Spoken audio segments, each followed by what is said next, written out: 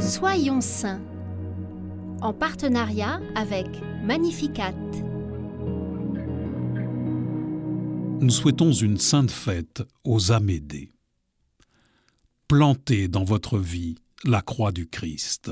La croix est le véritable arbre de vie. Ces paroles, Jean-Paul II les prononce pour la béatification d'une bienheureuse Autrichienne née en 1894.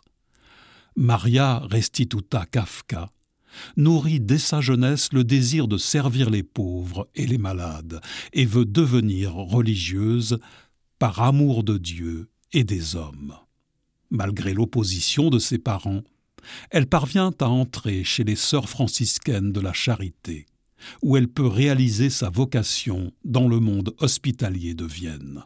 Cette sœur infirmière dans l'âme est bientôt connue de tous par ses compétences, sa fermeté, son humour et son courage, si bien qu'on la surnomme sœur Resoluta.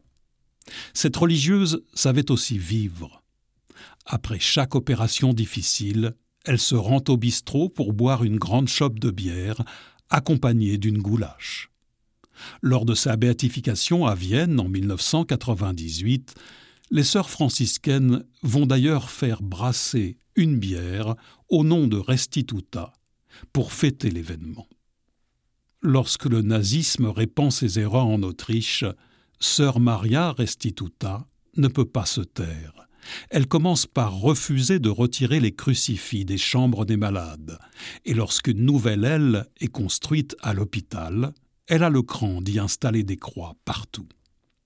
Autre anecdote originale, lors d'une perquisition, on retrouve chez sœur Restituta un poème satirique contre Hitler. Le mercredi décembre 1942, elle est finalement arrêtée par la Gestapo. Commence alors dans sa prison de Vienne un véritable calvaire de plus d'1 an.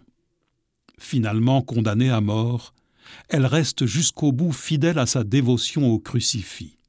Avant d'être exécutée, elle se tourne vers l'aumônier de la prison pour qu'il la bénisse par un signe de croix sur le front. Ses dernières paroles connues sont pour le ciel.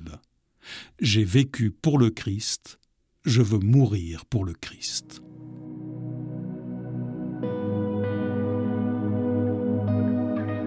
Bienheureuse Maria Restituta, nous confions à ton intercession notre désir de planter solidement la croix du Christ dans nos vies.